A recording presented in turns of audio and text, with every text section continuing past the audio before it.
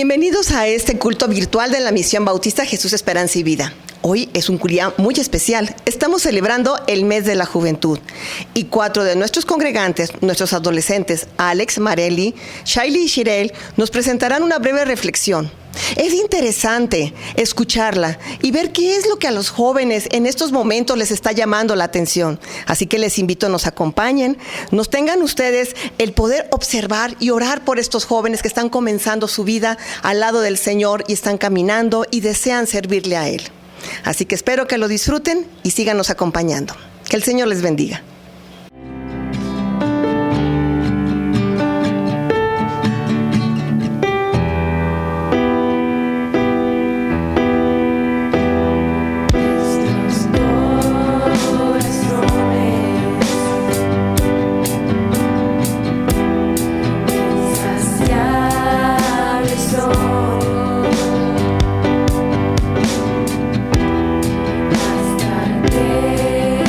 que conocer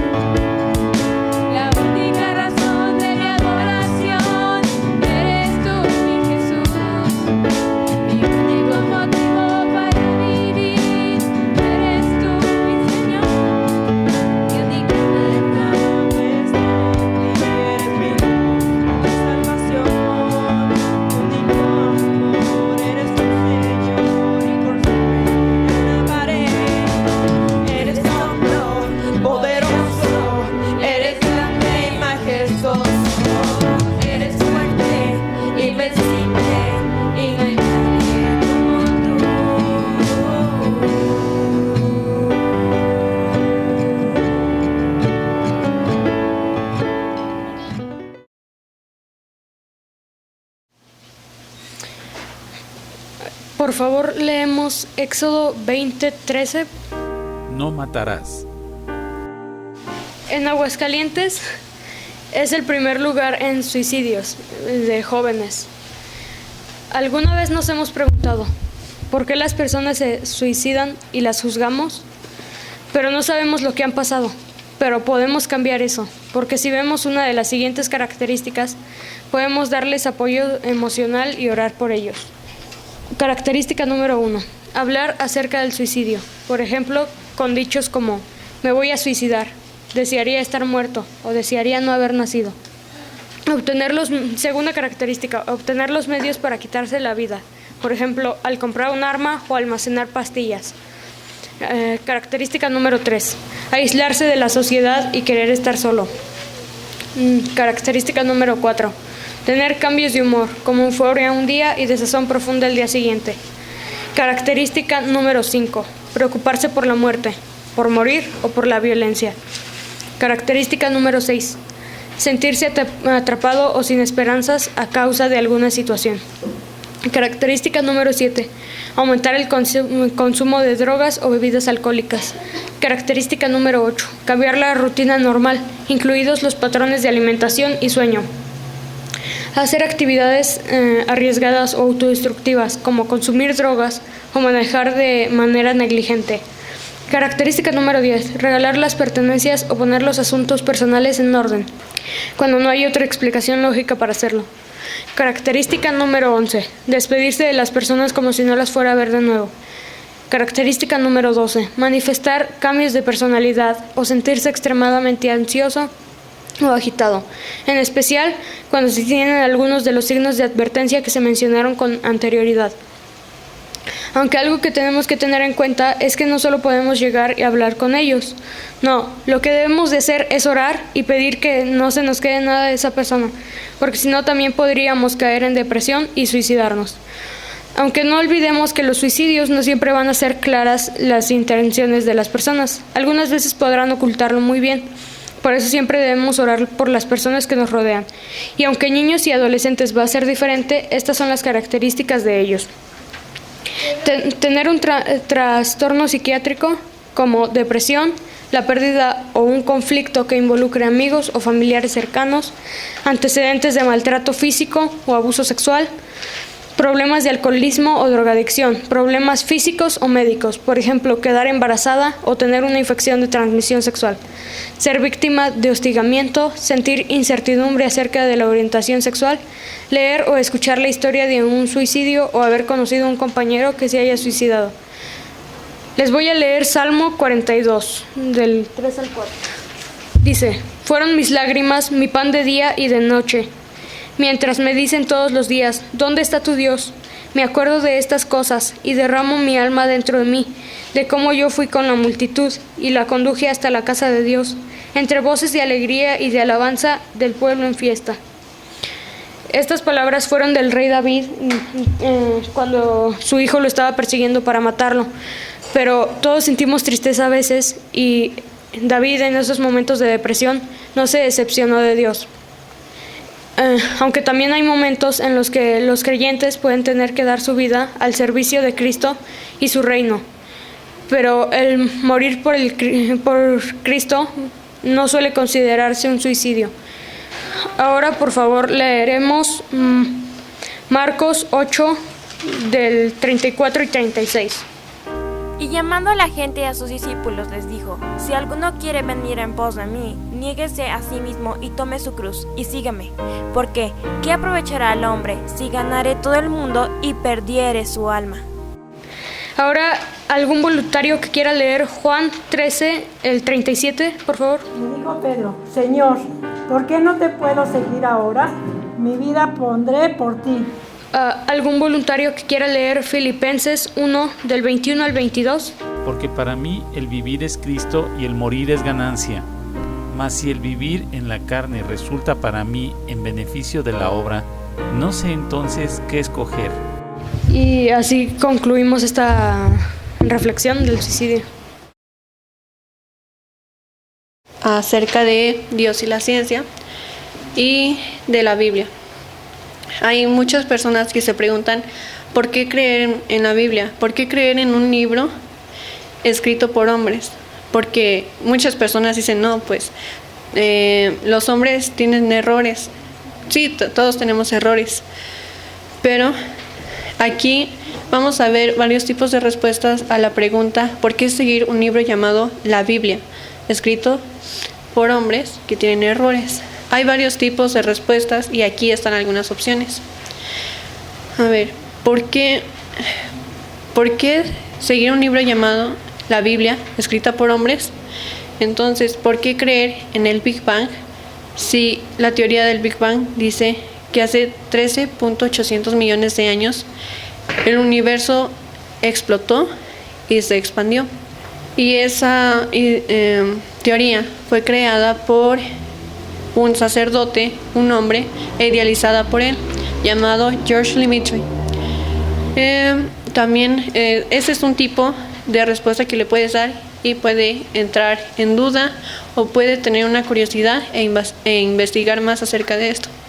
El número 2 puede decir, dices no creer en un libro escrito por hombres, pero la Biblia fue inspirada por Dios, aunque fue escrita por hombres, Dios fue el que inspiró la Biblia. ¿Dónde dice? ¿Alguien me puede leer 2 de Timoteo 3:16 que está en los boletines? Toda la escritura es inspirada por Dios y útil para enseñar, para redarguir, para corregir, para instruir en justicia. Aquí podemos ver que Dios fue el que inspiró la Biblia. Y la Biblia está hecha para corregir, para reprender y para enseñar en la justicia. También aquí hay otra opción de responder a la pregunta ¿por qué seguir un libro? Si no creen en la Biblia, por ser escrita por hombres, una suposición. La Biblia nunca fue real. Morimos, no perdemos absolutamente nada, porque según esto no fue real la Biblia. Pero si sí fue real, ¿qué perdemos? ¿Qué dice en la Biblia? ¿Qué nos promete Dios a través de la Biblia? La salvación.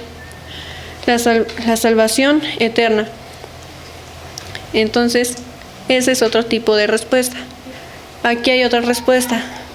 ¿Cómo sabes que todo lo que está bien? ¿Cómo sabes todo lo que está bien y lo que está mal si no crees en la Biblia? ¿Por la moral de la gente? Entonces, si un grupo de personas dice, pues puedes transar a esta persona, al cabo no sabe de qué trata este negocio. Entonces, tú lo haces o no lo haces, es tu decisión. Pero tú obviamente sabes que transar no está bien. Sabes distinguir qué está bien y qué está mal. Porque Dios nos dio el conocimiento para saber eso. Y en la Biblia, ¿me pueden leer el Salmo 34:14, por favor? Apártate del mal y haz el bien, busca la paz y síguela. Dios aquí nos dice que nos apartemos del mal y sigamos el bien y busquemos la paz. Entonces, Dios aquí nos revela qué tenemos que hacer y no por simplemente la moral de la gente. También vemos que la ciencia, aquí hay un tema entre la ciencia, la relación de la ciencia y Dios. ¿Alguien me puede leer Proverbios 2:6, por favor?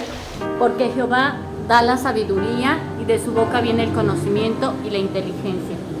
Entonces, Dios no es enemigo de la ciencia, de sus labios brota la ciencia y Dios decide regalarnos sabiduría y conocimiento.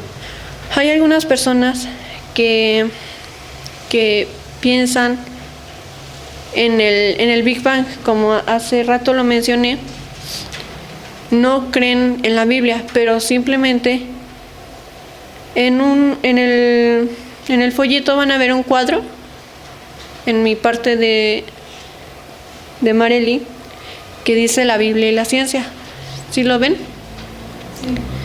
Entonces, ¿alguien me puede leer el primer renglón, por favor?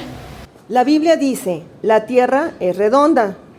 La ciencia dijo, la tierra es plana. El día de hoy la ciencia ha dicho, la tierra es redonda. Muchas gracias. Aquí en la Biblia se puede ver, en la parte de la Biblia que dice, la tierra es redonda, las estrellas son innumerables, el aire pesa, etc. La ciencia decía lo contrario antes, la tierra es plana, solo hay 1100 estrellas, el aire no pesa. Y hoy en día dice la ciencia, termina diciendo la ciencia lo que dice la Biblia.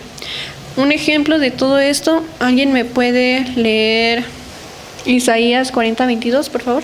Él está sentado sobre el círculo de la tierra, cuyos moradores son como langostas. Él extiende los cielos como una cortina, los despliega como una tienda para morar. Ok, aquí vemos que la Biblia dice que es redonda y la ciencia ahora dice que es redonda, pero antes contradecía la Biblia.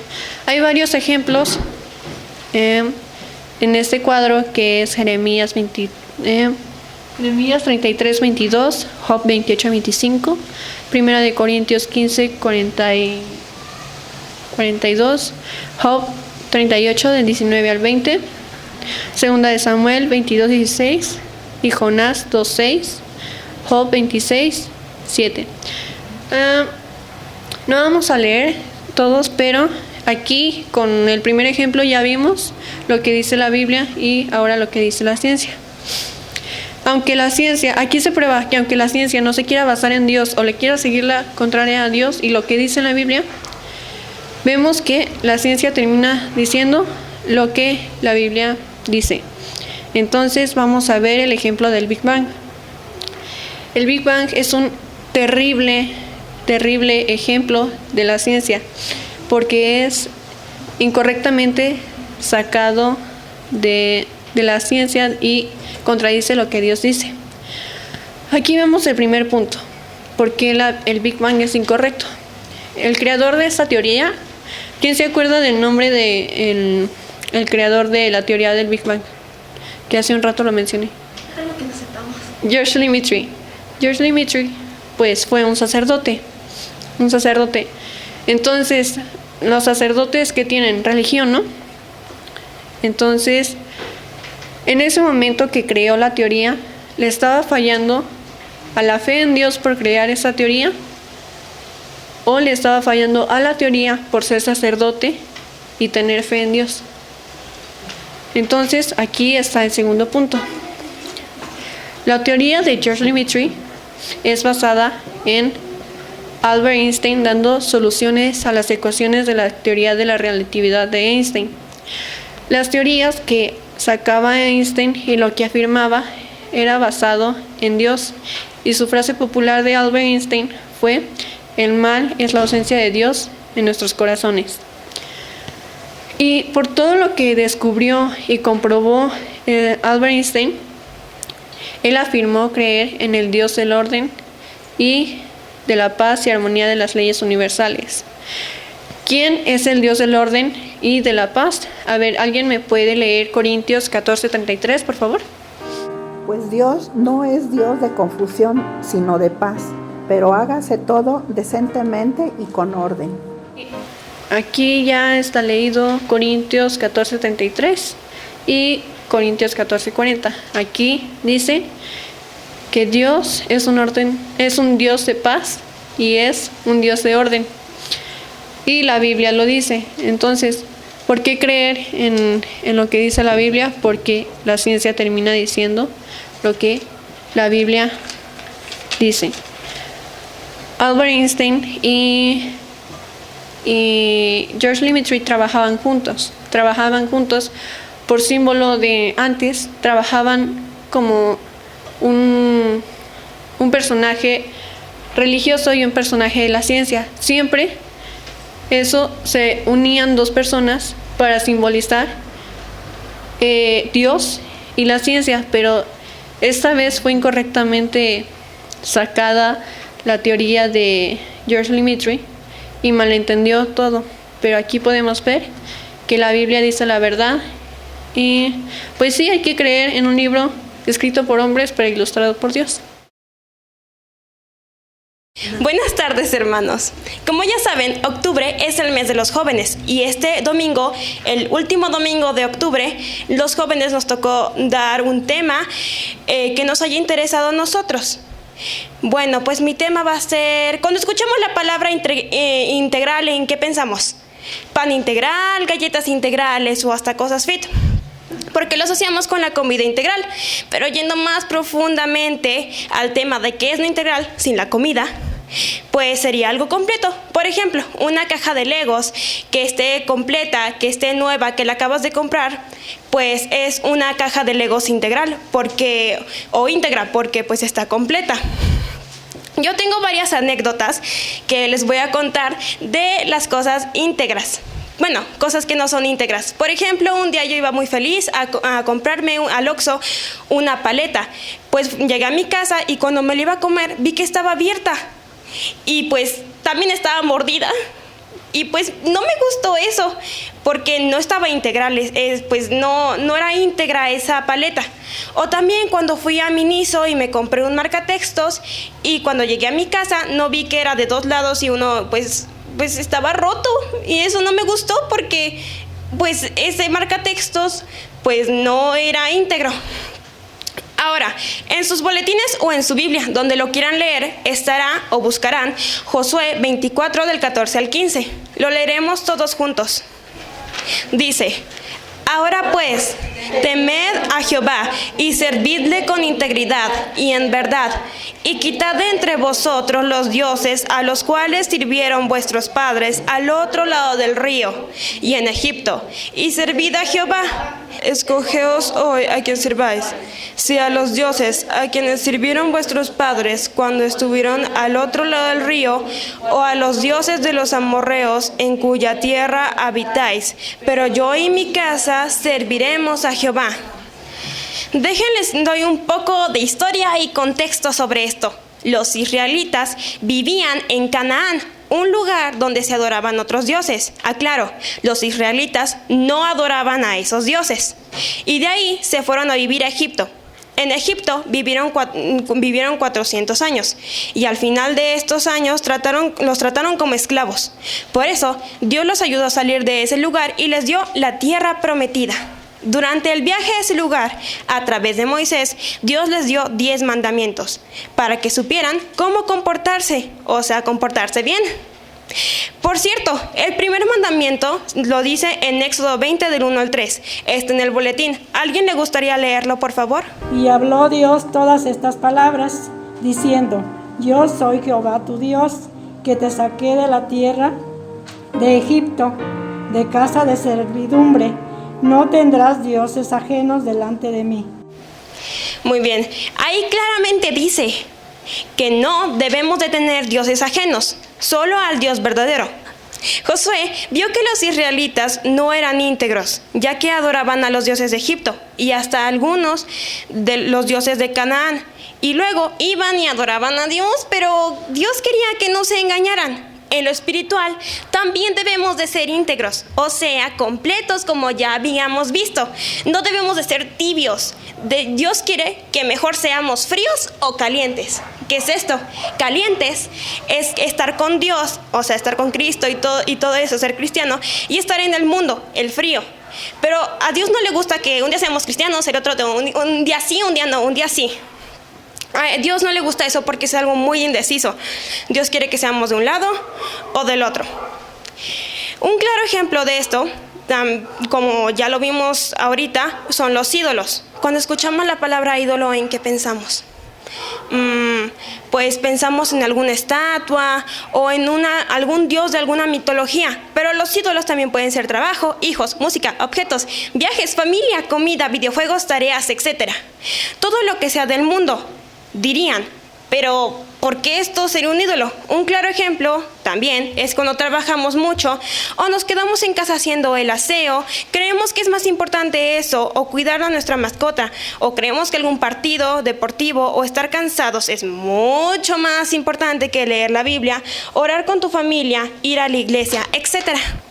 Si vamos a la iglesia, participemos con alegría, cantando y poniendo atención, sin estar pensando en otras cosas, distrayéndonos del mensaje o llegando tarde. Si estamos de vacaciones, avisemos a nuestra iglesia y a nuestros hermanos que no asistiremos y busquemos una iglesia a donde viajamos y congregarnos el domingo. Y aunque estemos de vacaciones, que no dejemos de orar y leer la Biblia. Ser íntegro también es portarnos bien en la iglesia y fuera de la iglesia. No hablar malas palabras ni reírnos de dobles sentidos. Todo nuestro corazón y mente deben estar entregados a Dios. En ocasiones, por miedo a que nuestros compañeros, nuestros amigos, nuestros familiares, todas las personas que no están en Cristo se burlen de nosotros por decir que somos cristianos o creemos en Dios. Y por eso nos comportamos de una manera pues que a Dios no le agrada. Y eso a Dios no le gusta, que estemos diciendo cosas. ¿Alguien puede leer Apocalipsis 21:8, por favor? Pero los cobardes e incrédulos, los abominables y homicidas, los fornicarios y hechiceros, los idólatras y todos los mentirosos tendrán su parte en el lago que arde con fuego y azufre, que es la muerte segunda. Muy bien, ahí dice, no seas cobarde ni idólatra, sé íntegro hacia Dios y hacia todos. En la Biblia también dice en Eclesiastés 7:20 dice, ciertamente no hay hombre justo en la tierra que haga el bien y nunca peque. No hay hombre ni mujer perfecto en este mundo que exista que nunca haya pecado. Todos hemos pecado, solo que Dios lo perdona todo. Lo que hacemos mal. Ser íntegro tampoco es ser alguien perfecto, que nunca haga algo mal. Somos seres humanos y obviamente que vamos a pecar, pero tampoco es para estar pecando y pecando, y Dios me va a perdonar, ¿qué tiene? Voy a seguir pecando, sino de que tratar de ser perfectos y jamás equivocarse. Es algo posible en tratar de no equivocarse, y a veces sí podemos llegar a pecar, como ya dije, pero hay que tratar de siempre ser íntegros. Solo me queda decirles que pues hay que ser completos en espíritu y estar completos. Recordemos que ser recto y obedecer a Dios. Eso fue todo de mi parte. Que Dios les bendiga. Buenos días, hermanos, bienvenidos a la última reflexión de hoy, que es la mía, y le voy a empezar contándoles que durante esta semana yo siempre me llevo una Biblia para leer en mi universidad, en lo que viene mi papá por mí, y una compañera se dio cuenta de que la estaba leyendo y me dijo, wow, ¿la has leído toda? Y yo le dije, sí. Ahí todavía estaba el maestro y voltea y me dice, oye, ¿y tú sabes lo que dice Génesis 1:1? Este pasaje viene en sus boletines y dice, la voy a leer yo, en el principio creó Dios los cielos y la tierra estaba desordenada y vacía. En ese momento mi maestro me interrumpió y dijo, mira, ese es el primer error que tiene la Biblia. Y yo le dije, ¿por qué? ¿Qué es lo que tiene? Y él me responde, si Dios es perfecto, ¿por qué es que la tierra se encontraba desordenada y vacía? Quisiera empezar esta reflexión haciendo una oración. Dios Padre Santo, gracias por este día. Gracias por la oportunidad de estar aquí que nos das a todos, por todas las reflexiones que le has dado a mis amigos, y te pido por favor que la que voy a hacer en este momento sea de mucha bendición para la vida de todos los presentes y para la mía propia, que no sea yo quien hable sino tú a través de mí. Dame las palabras correctas en el momento correcto, te lo pido, en Cristo Jesús. Amén. Ahora sigamos con la otra lectura bíblica que puse, y en un momento veremos cómo se relacionan. Es Marcos 4 del 37 al 38. ¿Algún voluntario? Alex. Pero se levantó una gran tempestad de viento y echaba las olas en la barca, de tal manera que ya se anegaba, y él estaba en la popa, durmiendo sobre un cabezal. Y le despertaron y le dijeron, Maestro, ¿no tienes cuidado que perecemos? Muy bien, muchas gracias, Alex. Esta parte de la Biblia es cuando Jesús iba en una barca con sus discípulos, y en eso llegó una tormenta, y le dijeron, Maestro, ¿no tienes cuidado de nosotros que perecemos? En esta lectura bíblica es muy fácil, la leemos y decimos, ¿cómo vas a tener miedo si Jesús va contigo en la misma barca? ¿Cómo vas a tener miedo si Jesús está dormido cerca de ti? Tú eres discípulo de Jesús, eres su amigo.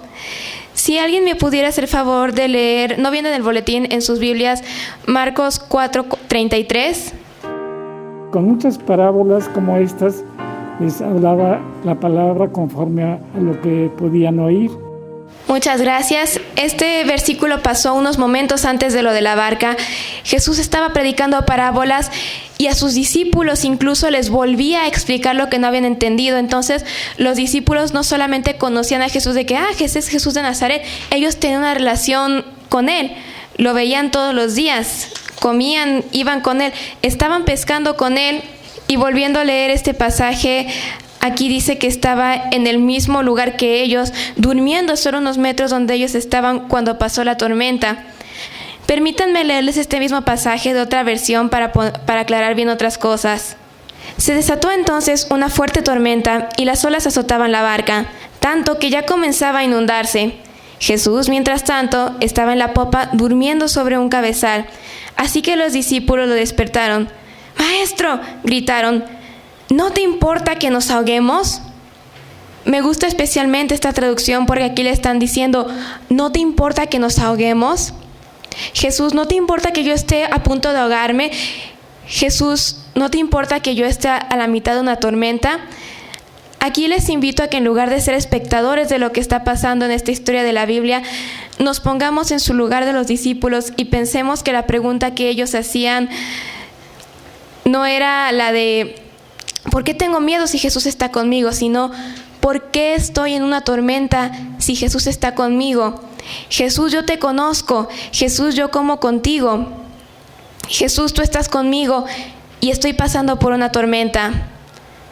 ¿Se acuerdan la pregunta que me hizo mi maestro al principio? Si Dios es perfecto, ¿por qué la tierra está desordenada y vacía? Es aquí donde estas dos historias hacen clic y nos podemos identificar con ellas. Jesús, si yo te conozco, si tú me conoces, ¿por qué mi vida está desordenada y vacía? ¿Por qué mi vida está pasando por una tormenta? Si se supone que tú me amas, si te supones que tú me conoces, por una simple razón. Son dos cosas diferentes, decir, yo creo en Jesús, yo creo a veces que está conmigo, y hay otra muy diferente y es, Jesús está en mí. Yo le he permitido tomar el control de mi vida. Yo le he aceptado. Para que Jesús entre a tu vida tal y como lo vemos, los discípulos tuvieron que pedirle que interviniera y dejar que Él se hiciera cargo de la tormenta por la que estaban pasando. Para que Dios creara y cambiara esa tierra desordenada y vacía en la creación bella que conocemos, primero tuvo que entrar y tuvo que traer luz. Recordamos que Dios creó el mundo en 7 días, no lo hizo de la noche a la mañana, así que primeramente tenemos que aceptar que Dios actúa en nuestras vidas y segundo tenemos que aceptar que eso tomará su tiempo y se hará a su manera. Pero si le pedimos a Dios que Él entre a nuestras vidas, Él nos va a escuchar. Les invito a que alguien me ayude buscando Mateo 7, versículos 7 al 8. En su boletín pusieron Marcos, no era Marcos, era Mateo. Mateo 7, del 7 al 8.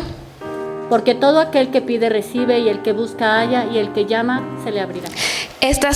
Muchas gracias, estas son palabras de Jesús, diciéndote que si lo buscas, que si le pides, Él va a entrar a tu vida y la va a transformar y la va a cambiar.